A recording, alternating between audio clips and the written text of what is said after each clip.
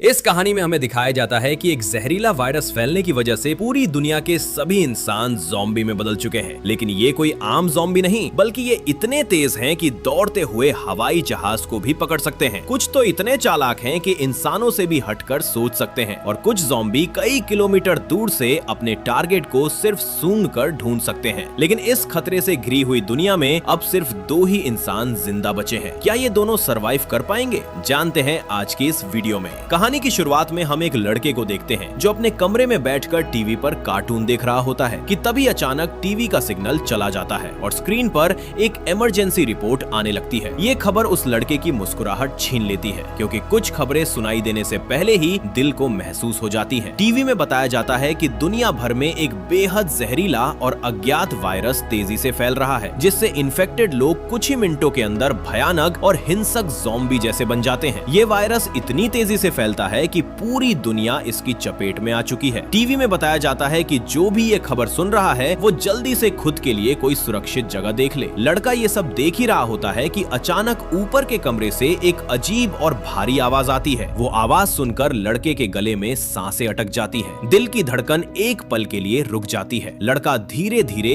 एक एक कदम संभालते हुए ऊपर जाकर देखता है तो पता चलता है कि ये उसकी बड़ी बहन का मजाक था। उसके बाद ये दोनों अपनी माँ के कमरे की तरफ जाते हैं और वहां जाकर देखते हैं कि उनकी माँ बहुत परेशान है, उसके हाथ कांप रहे हैं। वो अपने हस्बैंड को फोन करके इस सिचुएशन के बारे में बताती है। उसका हस्बैंड, जो एक पायलट है, अपने बच्चों और वाइफ को बताता है कि हर तरफ ये वायरस तेजी से फैल रहा है, इसलिए तुम सब घर पर मेरा इंतजार मत करो और जल्दी से किसी तरह करके इस शहर से दूर निकल जाओ। वो अपने बच्चों से कहता है कि परेशान मत हो, तुम्हें कुछ नहीं होगा, तुम्हारी माँ तुम्हें एक सेफ जगह में ले जाएगी। वो अपने हाथ में पहना हुआ लकी ब्रेसलेट अपने बच्चों को दिखाता है। वो ब्रेसलेट जो उसकी बेटी एबिगेल ने अपने हाथों से प्यार से बुनकर अपने पिता को दिया था। ये देखकर एबिगेल की आंखों में एक हल्की सी चमक आ जाती है, बिना जाने कि ये उनकी आखिरी बातचीत है। दूसरी तरफ उनकी माँ जल्दी जल्दी सामान इकट्ठा कर रही होती है। तभी बाहर से चिल्लाने की आवाजें आने लगती है, इंसानी नहीं कुछ और। इसलिए वो जल्दी से अपने दोनों बच्चों को लेकर घर से बाहर निकल आती है। जैसे ही वो कार की तरफ बढ़ते हैं, अचानक कहीं से एक साया तेजी से झपटता है और एक ज़ॉम्बी उनकी मां पर हमला कर देता है। डर के मारे एबिगेल जल्दी से कार के नीचे छुप जाती है, अपनी ही हथेली मुंह पर दबाए सांस रोककर, और अपनी कांपती आंखों के सामने अपने छोटे भाई और मां को ज़ॉम्बी के हाथों मरते हुए देखती है। वो ज़ॉम्बी उस छोटी बच्ची को देख नहीं पाता और वहां से चला जाता है। ये छोटी लड़की डर से कांप रही होती है कि तभी वो देखती है कि उसकी माँ की आंखें बदल चुकी है, उनमें माँ नहीं बची, वो भी एक ज़ॉम्बी बन चुकी है। माँ अपनी बेटी की तरफ धीरे धीरे बढ़ने लगती है। इससे पहले कि वो अपनी बेटी तक पहुंच पाती, ठीक उसी वक्त एक अनजान शख्स फरिश्ते की तरह आता है और एबिगेल की माँ को मार देता है। एबिगेल को बचा लेता है। थोड़ी देर बाद वो दोनों देखते हैं कि एबिगेल का छोटा भाई भी धीरे धीरे ज़ॉम्बी में बदलने लगा है। इसलिए वो आदमी एबिगेल की तरफ देखता है, उसकी आंखें भर आती हैं और वो धीरे से कहता है, बेटा कान बंद कर लो। एबिगेल अपने कान बंद कर लेती है। एक गोली की आवाज और उसका छोटा भाई भी चला जाता है। अब इसके बाद 10 साल बाद का सीन दिखाया जाता है और हम देखते हैं कि ज़ॉम्बी वायरस की वजह से इंसानी सभ्यता पूरी तरह बर्बाद हो चुकी है। कभी रोशनी से जगमगाने वाले शहर अब वीरान हो चुके हैं। ऊंची इमारतें टूटी फूटी खड़ी हैं, जैसे किसी दैत्य ने उन्हें मुट्ठी में मसल दिया हो। सड़कों पर घास उगाई है और हवा में हमेशा एक डरावनी खामोशी तैरती रहती है। अब तक सारे इंसान या तो मर चुके हैं या फिर ज़ॉम्बी बनकर इधर उधर भटक रहे हैं और सिर्फ 2 ही लोग जिंदा बचे हैं। वो छोटी लड़की एबिगेल, जिसे उस अनजान शख्स ने बचाया था, अब बड़ी हो चुकी है, तेज, बहादुर और ज़ॉम्बी से लड़ने में माहिर। उस दिन से लेकर अब तक एबिगेल उस शख्स जैक की नजरों में पली बड़ी है और जैक ने उसे ट्रेन करके ज़ॉम्बी से लड़ना सिखा दिया है। उस दिन अगर जैक नहीं आता तो एबिगेल कब की मर चुकी होती। इसीलिए एबिगेल जैक को अपना पिता मानती है। इतने सालों तक जंगल में अकेले रहने के बाद एबिगेल को बहुत ही लोनली महसूस हो रहा होता है। एक ऐसा अकेलापन जो हड्डियों तक उतर जाता है। उसकी सबसे बड़ी इच्छा है कि कहीं कोई इंसानी बस्ती मिल जाए जहां वो लोगों के साथ मिलकर रह सके, लेकिन जैक को लोगों के बीच रहना बिल्कुल भी पसंद नहीं। उसका मानना है कि जहां ज्यादा लोग वहां ज्यादा खतरा। रात को जब वो दोनों जंगल में कैंप लगाकर सो रहे थे, तभी एक अजीब आवाज से जैक की आंख खुल जाती है। वो धीरे से बिना कोई आहट किए अपने कैंप से बाहर निकल कर देखता है और अगले ही पल एक ज़ॉम्बी जैक पर झपट पड़ता है। जैक लगातार गोलियां चलाकर उसे मार देता है और एबिगल भी वहां पहुंच जाती है। इन दोनों को पिछले 10 सालों में इतना तजुर्बा हो गया था कि ज़ॉम्बी झुंड बनाकर रहते हैं। एक अकेला ज़ॉम्बी कभी अकेला नहीं होता। वो समझ जाते हैं कि आसपास और भी जरूर होंगे, इसलिए जल्दी से यहाँ से निकलने की तैयारी करते हैं और घोड़े पर बैठकर निकल जाते हैं। तभी रास्ते में उनके घोड़े हिनहिनाने लगते हैं। जानवरों को खतरे का एहसास इंसानों से पहले होता है। जैक समझ जाता है। दोनों चारों तरफ देखते हैं तो दूर एक जीप पलटी हुई दिखती है, जहाँ एक नॉर्मल इंसान खुद को ज़ॉम्बी से बचाने की कोशिश कर रहा था। अब वैसे भी दुनिया में इंसान बहुत ही कम बचे थे, इसीलिए इन दोनों को हर हाल में उस आदमी को बचाना था। जैक एबिगल के निशाने का टेस्ट भी लेना चाहता था, इसीलिए वो एबिगल से कहता है कि तुम इस आदमी को बचाओगी, सुकून से निशाना लो, जल्दी मत करना। लेकिन एबिगल जल्दबाजी में गोली चला देती है और वो गोली ज़ॉम्बी के साथ साथ उस सर्वाइवर को भी लग जाती है। जैक एबिगल पर काफी गुस्सा होता है। जब वो दोनों उस इंसान के पास जाते हैं तो देखते हैं कि वो आदमी अब बच नहीं सकता, इसलिए जैक खुद उसे मार देता है ताकि अगर ज़ॉम्बी का वायरस उसमें फैले तो वो दोबारा उठकर खतरा ना बने। उसके बाद वो दोनों मरे हुए आदमी की कार से जरूरत की चीजें लेने लगते हैं। जैक उसके जूते ले लेता है और जैसे ही पहनता है तभी वहाँ उस मरे हुए आदमी के साथी आ जाते हैं। हथियारबंद लोगों का एक पूरा ग्रुप चारों तरफ से घेर लेता है। एक बंदे की नजर मरे हुए इंसान के जूतों पर पड़ती है जो अब जैक के पाँव में थे और उन्हें शक हो जाता है कि इन्होंने उनके साथी को मारा है। जैसे ही ये लोग इन दोनों को मारने लगते हैं तभी एक प्रेग्नेंट लेडी कार से उतरती है और अपने साथियों से इन दोनों को छोड़ने के लिए कहती है। तभी काला घोड़ा फिर से हिनहिनाता है, वार्निंग देता है और अगले ही पल दूर जंगल से जमीन को कांपाती हुई भारी आवाजें आने लगती हैं। बहुत सारे ज़ॉम्बी तूफान की तरह चारों तरफ से उनकी ओर बढ़ने लगते हैं। वो इतने तेज रफ्तार से आते हैं कि भागने का मौका ही नहीं मिलता, इसलिए सब हथियार निकालकर वही मुकाबला करते हैं। हथियार सबके पास थे, लेकिन ज़ॉम्बी की तादाद बहुत ज्यादा थी। वो एक एक करके ग्रुप के बहुत से लोगों को काट लेते हैं। बचे हुए लोगों के पास छुपने की कोई जगह नहीं थी। वो बड़ा और मजबूत आदमी भी बदकिस्मती से ज़ॉम्बी के काटने का शिकार हो जाता है। उसने बंदूक उठाई खुद को मारने के लिए, लेकिन गोलियां खत्म हो चुकी थीं। उसकी आंखों में हार थी। अब सबको साफ पता चल गया था कि वो यहाँ लड़ नहीं पाएंगे। एबिगल प्रेग्नेंट लेडी मैगन को लेकर गाड़ी में बैठाती है। मैगन का हस्बैंड डेविड भी बैठ जाता है और जैक गाड़ी स्टार्ट करके तेजी से वहाँ से निकल जाता है। पूरे ग्रुप में से अब सिर्फ यही 4 लोग बचे थे, बाकी सब ज़ॉम्बी का शिकार हो चुके थे। उधर वो काले चेहरे वाला ज़ॉम्बी जो बाकियों से अलग था, जिसकी आंखों में एक खतरनाक समझ थी, अपने साथियों को मरा देखकर जोर से चिल्लाया, जैसे कोई राजा अपनी फौज का नुकसान देखकर बदले की कसम खाता है। उसने गाड़ी को सूंघा और पीछा शुरू कर दिया। गाड़ी में जैक ने पीछे बैठी मैगन से पूछा, तुम लोग हो कौन और कहाँ जा रहे थे? पूछने पर पता चलता है कि ये बचे हुए लोग शिपटाउन नाम की जगह पर जाना चाहते थे, जहाँ इंसान सुरक्षित रहते हैं। वहाँ जरूरत की तमाम फैसिलिटीज हैं और हम सब वहाँ जाकर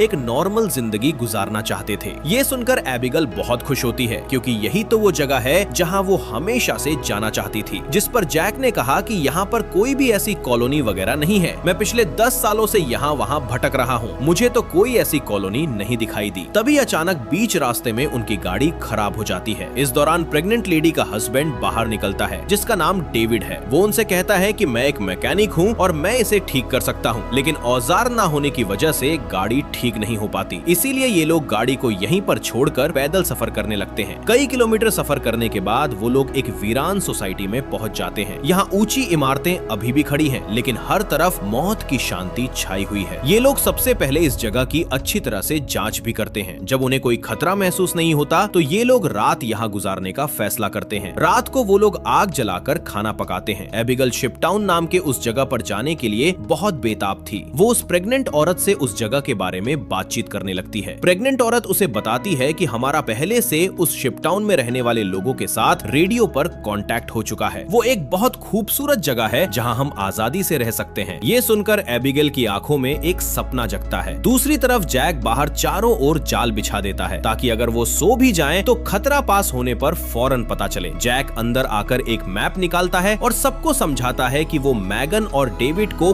कुछ दूर तक पहुंचाएगा, उसके बाद दोनों अलग रास्ते जाएंगे। लेकिन एबिगेल जैक के इस फैसले से नाखुश है। वो जैक के पास जाकर बहस करती है, डेविड अकेले मैगन को नहीं पहुंचा पाएगा, हमें उनके साथ चलना चाहिए। जैक कहता है, जहां ज्यादा लोग वहां ज्यादा खतरा, समझदारी से काम लो। एबिगेल नाराज होकर चली जाती है, लेकिन जो दोनों नहीं जानते थे वो काले चेहरे वाला ज़ॉम्बी उनकी गाड़ी की गंध सूंघते सूंघते वहां तक पहुंच रहा था। अगली सुबह एबिगेल छत पर बैठकर अपने बचपन की फोटो देख रही होती है। उसमें उसके पिता हैं, माँ है, छोटा भाई है और वो खुद, सब मिलकर हंस रहे हैं। एक ऐसी जिंदगी जो अब सिर्फ एक पुरानी तस्वीर में बची थी। अचानक नीचे पेड़ों से सरसराहट की आवाज आती है। वो समझ जाती है ज़ॉम्बी अंदर आ गए हैं। वो सबको वार्न करने के लिए नीचे दौड़ती है कि तभी रास्ते में एक ज़ॉम्बी उसके पीछे लग जाता है। एबिगेल खुद को बचाते हुए ऊपर सीढ़ियों पर चढ़ने लगती है और पीछा करने वाले ज़ॉम्बी को झटका देते हुए नीचे गिरा देती है। लेकिन इस चक्कर में उसका बैलेंस बिगड़ जाता है और वो खुद भी गिरने लगती है। लेकिन ठीक उसी वक्त जैक ने आकर उसका हाथ थाम लिया। थोड़ी देर बाद वो काला चेहरे वाला ज़ॉम्बी अपने साथियों के साथ वहां पहुंच जाता है। उसे सूंघकर पता चल गया था कि उसका साथी कहां मरा था, लेकिन वो पहले से बिछाए गए जाल में फंस जाते हैं और काफी सारे ज़ॉम्बी मारे जाते हैं। जैक धमाके की आवाज सुनकर समझ जाता है कि ज़ॉम्बी का झुंड उस पुरानी जगह तक पहुंच गया। लेकिन अच्छी बात ये थी कि ये लोग वहां से पहले ही निकल चुके थे। तभी रास्ते में एबिगेल को याद आता है कि थोड़ी दूर पर एक छोटा हवाई अड्डा है जहां उसके पिता काम करते थे। शायद वहां कोई जहाज बचा हो जिससे वो शिपटाउन पहुंच सके। लेकिन जैक कहता है कि एयरपोर्ट एक खुली जगह है, अगर वहां ज़ॉम्बी ने घेर लिया तो जान बचाने का कोई रास्ता नहीं होगा और जहाज मिलने की उम्मीद भी कम है। लेकिन एबिगेल के बार बार कहने पर वो मान जाता है। एयरपोर्ट पहुंचने पर मुख्य रनवे पर कोई जहाज नहीं था। जैक ने कहा, देखा, मैंने कहा था। लेकिन जब ये लोग एक छोटे से गराज में पहुंचते हैं तो दरवाजा खोलते ही वहां एक छोटा एरोप्लेन खड़ा दिखता है। सबके चेहरे खिल उठते हैं क्योंकि अब शिपटाउन पहुंचना आसान हो गया था। डेविड ने कहा, बस 10 से 15 मिनट दो, ठीक कर देता हूँ। जब तक डेविड काम करता रहा, जैक और एबिगेल एयरपोर्ट में जरूरत की चीजें ढूंढने निकल गए। तभी डेविड ने दूरबीन से देखा कि दूर से बहुत सारे ज़ॉम्बी आ रहे हैं। वो दौड़ कर आए और उन दोनों को चेताया कि जल्दी करो वरना ज़ॉम्बी यहाँ पहुंच जाएंगे। एबिगेल जल्दी से पायलट की सीट पर बैठ गई। वहाँ पड़ी किताबें पलटने लगी। उसके पिता पायलट थे, उनसे सुनी हुई बातें याद करने लगी। बाहर जैक ज़ॉम्बीज को शूट करके रोकने की कोशिश करता रहा। एबिगेल ने कांपते हाथों से जहाज स्टार्ट किया। इंजन की आवाज आई, लेकिन तब तक बहुत सारे ज़ॉम्बी रनवे पर आ चुके थे। उनमें से एक ज़ॉम्बी एरोप्लेन के दरवाजे तक भी पहुंच गया, लेकिन जैक ने गोली मारकर उसे गिरा दिया और एबिगेल ने जहाज को टेक ऑफ करा दिया। हवाई जहाज में बैठे सभी लोग खुशी से भर गए, लेकिन ये खुशी थोड़ी ही देर की मेहमान निकली। जैसे ही थोड़ा आगे गए, जहाज के इंजन से धुआं निकलने लगा। 10 साल से बंद पड़ा इंजन आखिरकार जवाब दे गया और जहाज नीचे की तरफ जाने लगा। जैक ने समझदारी से एरोप्लेन को एक पेड़ में क्रैश लैंड कराया, जिससे उन्हें थोड़े बहुत चोट तो आ जाते हैं पर इनकी जान बच जाती है। प्लेन तो अब इस्तेमाल लायक नहीं बचा था, इसलिए अब उन्हें दोबारा फिर से पैदल सफर करना पड़ेगा। काफी दूर तक पैदल चलने के बाद वो लोग एक सुनसान रेलवे स्टेशन तक पहुंच जाते हैं। रात हो चुकी है। ये लोग आसपास खतरा चेक करते हैं। जब उन्हें कोई भी ज़ॉम्बी नहीं नजर आता तो ये लोग यहीं पर रात गुजारने का फैसला कर लेते हैं। वो लोग मैप पर अपना लोकेशन देखते हैं, जिससे उन्हें पता चलता है कि अब ये लोग शिपटाउन से सिर्फ 2 दिन की दूरी पर है। यहाँ वो प्रेग्नेंट लेडी जैक के पास आती है और जैक का शुक्रिया अदा करती है। वो जैक से कहती है कि अगर तुम ना होते तो हम कभी भी यहाँ तक नहीं पहुँच पाते। ये सुनते हुए जैक को भी मैगन से हमदर्दी होने लगी। वो उसे अपनी स्टोरी सुनाता है कि आज से 10 साल पहले जब ये ज़ॉम्बी वायरस शुरू हुआ था तो उसे सबसे पहले अपनी पत्नी को जान से मारना पड़ा, क्योंकि वो उसे काटने आ रही थी। इसीलिए तब से लेकर आज तक उसके अंदर का इंसान कहीं मर सा गया है। अब इस दुनिया में सिर्फ उसके पास एबिगेल ही है, जिसे वो हर एक कीमत पर जिंदा रखेगा। और जैक मैगन से ये भी कहता है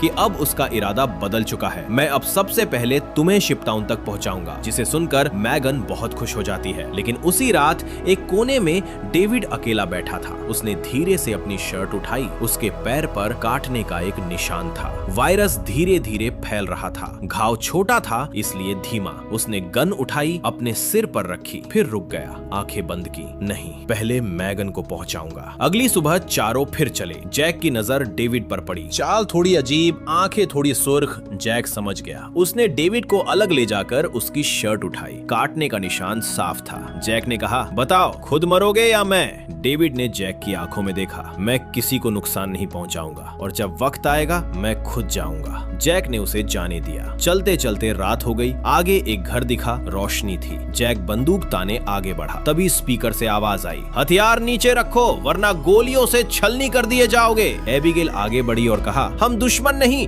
बस मदद चाहिए। घर का दरवाजा खुला और एक बुजुर्ग साइंटिस्ट बाहर आया, शांत चेहरा, मुस्कुराता हुआ। उसने कहा, तुम्हें यहाँ खाना और रात ठहरने की जगह मिलेगी, बस एक शर्त, हथियार बाहर छोड़ो। सबने हथियार छोड़े और अंदर गए। वहाँ खाने की ऐसी खुशबू थी जो उन्होंने बरसों से नहीं सूंघी थी। सब खाने पर टूट पड़े। साइंटिस्ट ड्रिंक्स भी लाया। सब खुश थे, बातें हो रही थी। लेकिन साइंटिस्ट की बातें सुनते सुनते कुछ अजीब लगने लगा। वो बोला, ये वायरस बुरा नहीं, ये एक अपग्रेड है। कमजोर इंसान खत्म होंगे, ज़ॉम्बी इस दुनिया के असली वारिस हैं। उन्हें दुनिया पर राज करना चाहिए। सबने एक दूसरे को देखा, लेकिन तब तक देर हो चुकी थी। ड्रिंक में बेहोशी की दवा थी। एक एक करके सब बेहोश होने लगे। डेविड, जिसके खून में वायरस था, उस पर दवा का असर अलग था। उसे कुछ देर बाद होश आया। बाथरूम में शीशे के सामने उसने देखा उसकी नसें काली पड़ रही थी, चेहरा बदल रहा था। जब वो हॉल में लौटा तो देखा कि जैक और बाकी सब बंधे हुए हैं। साइंटिस्ट अपने एक्सपेरिमेंट की तैयारी कर रहा था। डेविड ने उस पर हमला किया। साइंटिस्ट ने अपने हाथ में पकड़ी एक डिवाइस का बटन दबाया। डेविड का पूरा शरीर झंझना उठा। वो जमीन पर गिर गया। साइंटिस्ट ने बताया, ये डिवाइस मैंने सालों की मेहनत से बनाई है। इससे मैं ज़ॉम्बीज को कंट्रोल कर सकता हूँ और अब मैं इस पूरी दुनिया का राजा बनूंगा। फिर उसने एक पिंजरे का दरवाजा खोला। मेरी बीवी से मिलना चाहोगे? उसकी बीवी, एक ज़ॉम्बी, सबसे पहले उसी पर झपटी। साइंटिस्ट ने डिवाइस से उसे कंट्रोल किया और जैक की तरफ भेज दिया। जैक ने लात मारकर उसे पीछे धकेला और तभी डेविड ने वायरस की बढ़ती ताकत से रस्सी तोड़ दी और अपने साथियों को भी आजाद कर दिया। साइंटिस्ट खतरा भांपकर भाग गया। चारों बाहर निकले।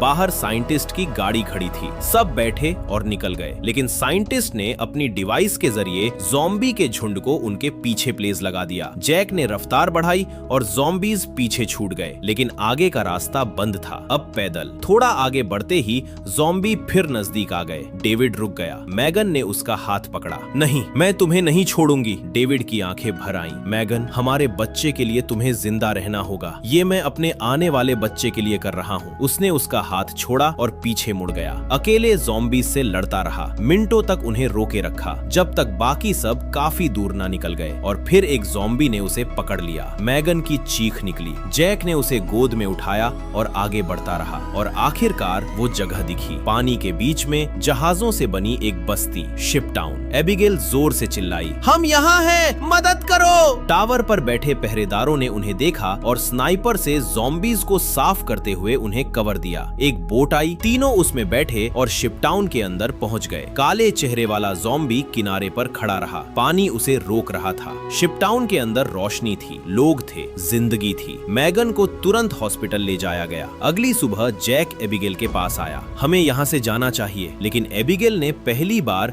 इंसानों के बीच रात गुजारी थी, हंसी सुनी थी, संगीत सुना था। मैं यहीं रहूंगी। दोनों में झगड़ा हुआ। तभी डॉक्टर आई। मैगन ने एक बेटी को जन्म दिया है, लेकिन खून ज्यादा बहने की वजह से वो शायद ज्यादा दिन नहीं बचेगी। जैक दौड़कर हॉस्पिटल गया। मैगन बहुत कमजोर थी। उसने नवजात बेटी जैक की गोद में दे दी। इसे रखोगे जैसे तुमने एबिगेल को रखा? जैक की आंखें भर आईं। उसने बच्ची को थामा। हाँ। उधर एबिगेल एक हैंडसम लड़के के साथ घूम रही थी। यहाँ संगीत था, नाच था, जिंदगी थी। उसने उस लड़के को एक कैबिन में जाते देखा और अंदर चली गई। वहाँ तारें थी, बम थे और एक वायरलेस स्विच। लड़के ने बताया, अगर ये जगह कभी खतरे में पड़े तो लोग सुरंग से निकल जाएंगे और बाहर से ये सब उड़ा दिया जाएगा। एबिगेल ने सोचा भी नहीं था कि वो दिन इतनी जल्दी आ जाएगा। वो साइंटिस्ट, हार न मानने वाला, वहाँ भी पहुँच गया। उसने देखा कि उसके ज़ॉम्बी कम हो रहे हैं। उसने डिवाइस उठाई और उस काले चेहरे वाले ज़ॉम्बी राजा को अपने कंट्रोल में ले लिया। शिप टाउन के नीचे का पानी अब उन्हें नहीं बचा सकता था। बहुत सारे ज़ॉम्बी पानी के नीचे से जहाजों पर चढ़ गए और अचानक हर तरफ हमला हो गया। लोग चीखने लगे।